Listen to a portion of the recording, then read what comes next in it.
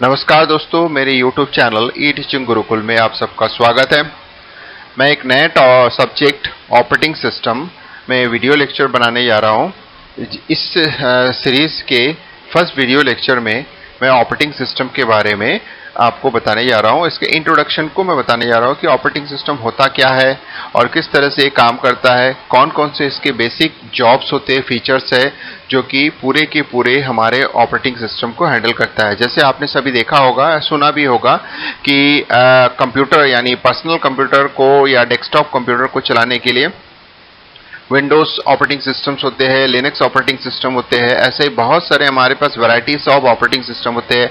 बच्चों के एडुबंटू operating system होता है जो बच्चों से रिलेटेड सारे जो हमारे पास एप्लीकेशन होते हैं वो अवेलेबल होते हैं। उसी तरह से आजकल जो सबसे ज़्यादा प्रचलित ऑपरेटिंग सिस्टम है वो है एंड्रॉयड, यानी जो कि मोबाइल डिवाइसेस यानी स्मार्ट या स्मॉल काइंड ऑफ डिवाइसेस में जो कि इनेबल्ड होता है, तो वो ऑपरेटिंग सिस्टम एंड्रॉयड के नाम से है। तो इसी तरह से हमारे पास बहुत सारे ऑपरेटिंग सिस्टम्स होते हैं जो कि अलग अलग फीचर्स के साथ अलग अलग डिवाइसेस के लिए बनाया गया है। तो उसी का ही हम जो होता है फर्स्ट वीडियो लेक्चर में, जो कि नया टॉपिक्स है, इसमें मैं स्टार्ट करने जा रहा हूं। अगर आपको ये वीडियो पसंद आता है या आगे आने वाले जो भी वीडियोज अगर आपको पसंद आते हैं तो आप इस वीडियो को और आने वाले वीडियो को लाइक कीजिएगा, शेयर कीजिएगा, ताकि मुझे मोटिवेशन मिले कि मैं आगे आने वाले समय में या आगे जो भी मैं वीडियो लेक्चर बनाऊं तो उसमें हम कुछ मॉडिफिकेशन कर सके, आपके आइडियाज को मैं उसमें इंक्लूड कर सकूं। तो इसके लिए आप इस पर्टिकुलर वीडियो लेक्चर को कमेंट्स करना नहीं भूलिएगा, जो कि मेरे लिए बहुत ही ज़्यादा यूजफुल होगा आगे आने वाले वीडियोज़ के लिए। तो चलिए दोस्तों, हम लोग स्टार्ट करते हैं ऑपरेटिंग सिस्टम के इंट्रोडक्शन। क्या होता है, तो जैसे कि हमेशा किसी भी टॉपिक्स या किसी भी सब्जेक्ट को जब हम पढ़ते हैं तो उसके बेसिक डेफिनेशंस या उसके फीचर्स या एप्लीकेशंस को जानना जरूरी है। तो इसमें मैं आपको कुछ इंपॉर्टेंट फीचर्स के बारे में बताऊंगा जो कि एक ऑपरेटिंग सिस्टम परफॉर्म करता है, और ये जो कॉमन फीचर्स होता है हर एक ऑपरेटिंग सिस्टम अपने में इनबिल्ड करता है, इंक्लूड करता है। तो सबसे पहले तो हम लोग इसके डेफिनेशंस को जान लेते हैं कि ऑपरेटिंग सिस्टम होता क्या है। एन ऑपरेटिंग सिस्टम, जैसे इसमें दिया गया, N operating system is a program on which application programs are executed and act as a communication bridge, means bridge का मतलब होता है interface between the user and the computer hardware। इसको मैं बहुत सिंपल वर्ड में समझाना चाहूंगा कि जो ये ऑपरेटिंग सिस्टम होता है एक तरीके का प्रोग्राम्स होता है, या आप बोल सकते हैं एक सॉफ्टवेयर होता है जो कि हमारे द्वारा क्रिएट किया, यानी जो कि यूजर के एप्लीकेशन बहुत तरीके का हो सकता है। जैसे गाना सुनना, यानी MP3 सॉन्ग आप यूज करते हो, जैसे जेट ऑडियो यूज करना, या फिर आप वर्ड डॉक्यूमेंट यूज करते हो। ये सारे के सारे जो होता है वैरायटीज ऑफ एप्लीकेशंस होते हैं।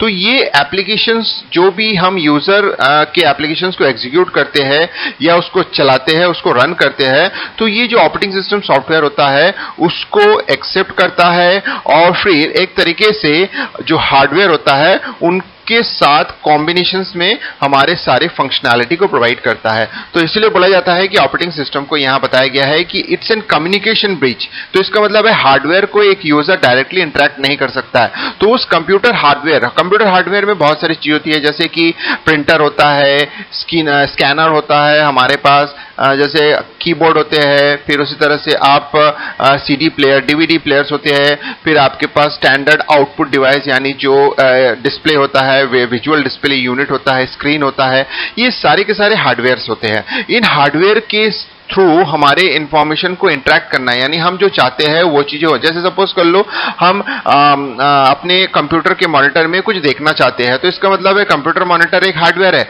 लेकिन एक यूजर का प्रोग्राम जो होता है उस हार्डवेयर के साथ डायरेक्ट इंटरेक्ट नहीं करता है। तो कौन इंटरेक्ट करता है, कौन इंटरमीडिएट का काम करता है, वो होता है ऑपरेटिंग सिस्टम। तो ऐसे बोल सकते हैं कि ऑपरेटिंग सिस्टम जो होता है एक तरीके से इंटरफेस या इंटरमीडिएटर, या आप बोल सकते हो कि मीडिएटर्स होता है, या फिर एक तरीके से एजेंट का काम करता है, या आप ऐसा बोल सकते हो कि एक कम्युनिकेशन ब्रिज होता है कि एक एप्लीकेशन सॉफ्टवेयर क्या करना चाहता है एक हार्डवेयर के साथ, उसके इंफॉर्मेशन को लेके उस पर्टिकुलर हार्डवेयर में डिस्प्ले करना या हार्डवेयर में जो होता है पहुंचाना, इसको लेन देन का जो काम होता है ये ऑपरेटिंग सिस्टम होता है। तो एक बार फिर से मैं आपको डेफिनेशन को बता देता हूं कि an operating system is a program, और you can say that it's an software on which the application program, जिसको हम लोग बोलते हैं यूजर के साइड के जो एप्लीकेशंस होते हैं, फॉर एग्जाम्पल फॉर एग्जाम्पल जो होता है वर्ड हो गया, पावर पॉइंट होता है, आर एग्जीक्यूटेड, यानी जो एग्जीक्यूट होता है and act as an communication bridge और इंटरफेस, और you can say that it's an one kind of agent जो कि इंफॉर्मेशन लेता है, यानी ये कम्युनिकेशन ब्रिज का काम करता है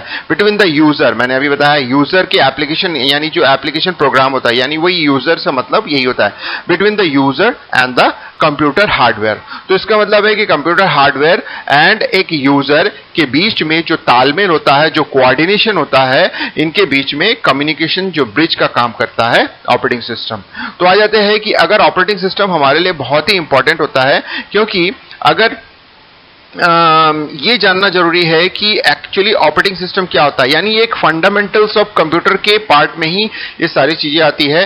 जैसे कि सपोज कर लो हमारे पास एक कंप्यूटर सिस्टम में एक हार्डवेयर होता है और एक सॉफ्टवेयर होता है। तो इसका मतलब है अगर हमारे पास हार्डवेयर है और हमारे पास सॉफ्टवेयर अवेलेबल नहीं है तो हमारे लिए उस हार्डवेयर का कोई मतलब नहीं है, और सपोज कर लो हमारे पास सॉफ्टवेयर है बट हार्डवेयर नहीं है तो फिर उसका भी कोई मतलब नहीं है। तो इसका मतलब है दोनों का ही होना बहुत जरूरी है। तो इसके बारे में अगर आपको बहुत ज्यादा जानकारी चाहिए या फिर कि कंप्यूटर फंडामेंटल्स में होता क्या है, कैसे काम करता है, अगर बेसिक जानकारी चाहिए तो मेरे फंडामेंटल ऑफ कंप्यूटर्स के वीडियो लेक्चर्स भी अवेलेबल है, जो कि नीचे डिस्क्रिप्शन में आपको मिल जाएगा।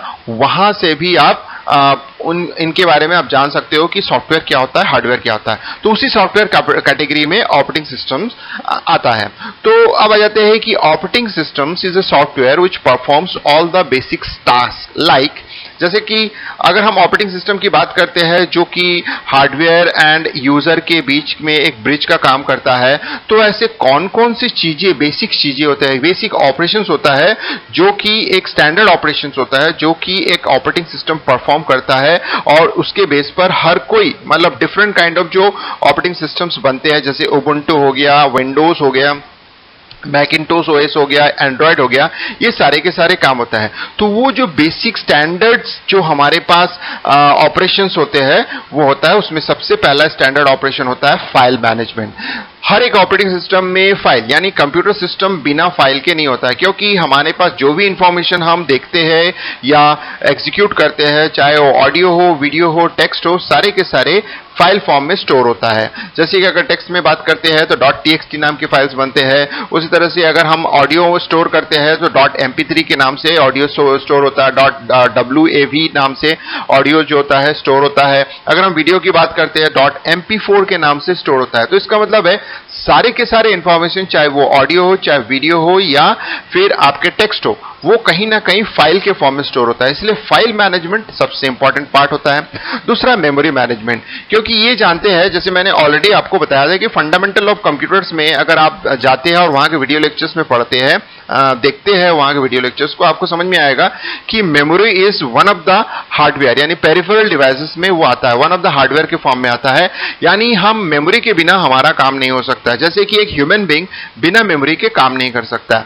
तो उसी तरह से मेमोरी मैनेजमेंट होना जरूरी है, क्योंकि हमारे पास जो रैम मेमोरी होता है जो कि एक प्राइमरी मेमोरी की तरह काम करता है, जिसमें कोई भी प्रोसेस जब एग्जीक्यूट, जैसे प्रोसेस की बात करते हैं, जैसे कि हमारा कोई प्रोग्राम्स फाइल फॉर्म में, यानी फाइल मैनेजमेंट के थ्रू जैसे हम बात करते हैं, तो फाइल में हमारा कोई प्रोग्राम है, जब वो एग्जीक्यूट करता है तो उसके लिए मेमोरी की रिक्वायरमेंट होती है। सबसे पहले वो मेमोरी में लोड होता है, फिर वो एग्जीक्यूट होता है।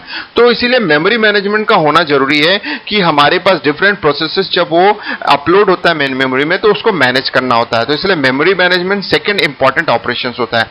तीसरा प्रोसेस मैनेजमेंट, जैसे मैंने अभी आपको बताया, एक फाइल में जो प्रोग्राम्स होते हैं जब वो एग्जीक्यूशन मोड पे आता है, यानी जब हम उसको लोड करते हैं तो वो एक प्रोसेस बन जाता है। तो वो प्रोसेस के लिए हमको मेमोरी चाहिए, तो इसके लिए मेमोरी मैनेजमेंट है। लेकिन वो प्रोसेस, यानी हम बिना प्रोसेस का मेमोरी का कोई रोल नहीं होता, क्योंकि मेमोरी में प्रोसेस ही रन करता है, यानी हमारे जो प्रोसेस है वो मेमोरी में एग्जिस्ट करता है और फिर एग्जीक्यूशन होता है। तो इसलिए सबसे इंपॉर्टेंट, जो थर्ड इंपॉर्टेंट होता है वो होता है प्रोसेस मैनेजमेंट। चौथा हम बात करेंगे handling input and output. Definitely हमारे पास हार्डवेयर्स होते हैं, इनपुट होते हैं, आउटपुट, जैसे स्कैनर हो गया, कीबोर्ड हो गया, माउस हो गया, ये इनपुट्स में आते हैं। आउटपुट्स में मॉनिटर्स हो गए, फिर प्लॉटर्स हो गया, आपके पास प्रिंटर्स हो गए। तो ये सारे के सारे आउटपुट डिवाइसेस में आते हैं।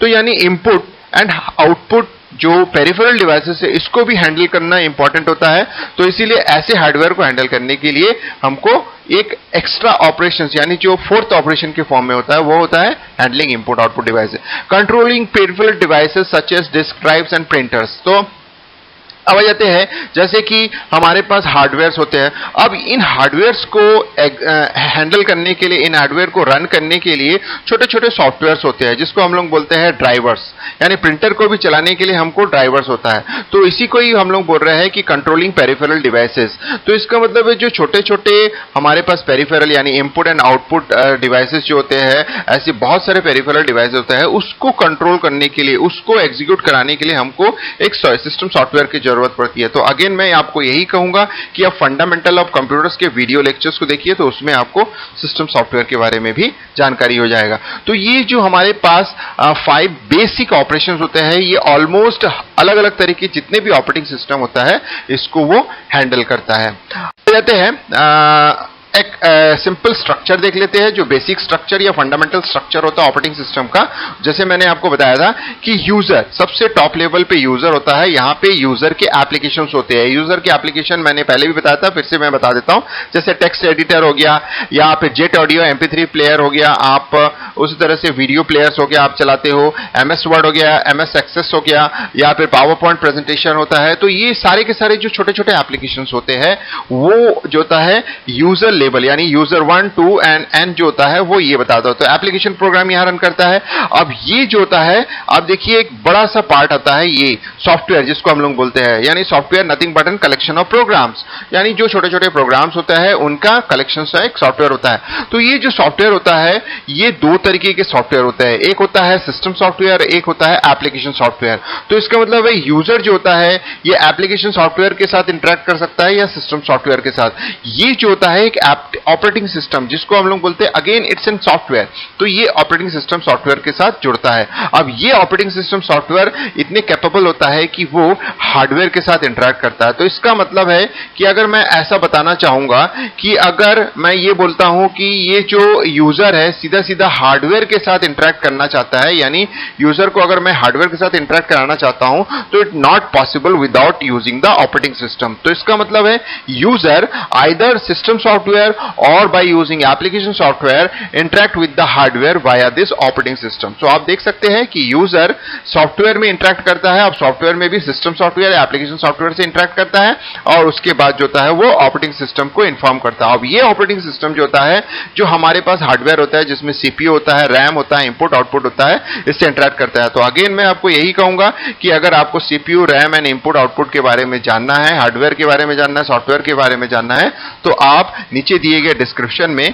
फंडामेंटल ऑफ कंप्यूटर के जो वीडियो लेक्चर्स है उस पे आप देख सकते हैं। तो चलिए दोस्तों, इस तरह से मैंने आपको बता दिया कि ऑपरेटिंग सिस्टम होता क्या है और ये बेसिक्स क्या है और ये फंडामेंटल चीजें क्या होती है, जो कि हर एक ऑपरेटिंग सिस्टम इस बेसिक जो फीचर्स होते हैं, बेसिक जो इंट्रोडक्शंस या बेसिक जो इसका डेफिनेशन होता है इसको फॉलो करता है। और ये जो स्ट्रक्चर आपको दिख रहा है यही बेसिक स्ट्रक्चर फॉलो करते हुए वो आगे बढ़ता है और कुछ एडिशनल फीचर्स के साथ अलग अलग तरीके के ऑपरेटिंग सिस्टम बनाता है। तो चलिए दोस्तों, ये अगर वीडियो आपको अच्छा लगा, इससे आपको अगर अच्छी जानकारी मिल गई, तो फिर आप इस वीडियो को लाइक कीजिएगा, अधिक से अधिक शेयर कीजिएगा और कमेंट्स लिखना नहीं भूलिएगा, ताकि अगर कोई भी चीजें आपको ऐसा लगता है कि आप इसमें इंक्लूड करना चाहते हैं या देखना चाहते हैं, तो नेक्स्ट वीडियो लेक्चर में मैं उन चीजों को डेफिनेटली इंक्लूड करूंगा। तो चलिए वंस अगेन दोस्तों, इस वीडियो को लास्ट तक देखने के लिए धन्यवाद।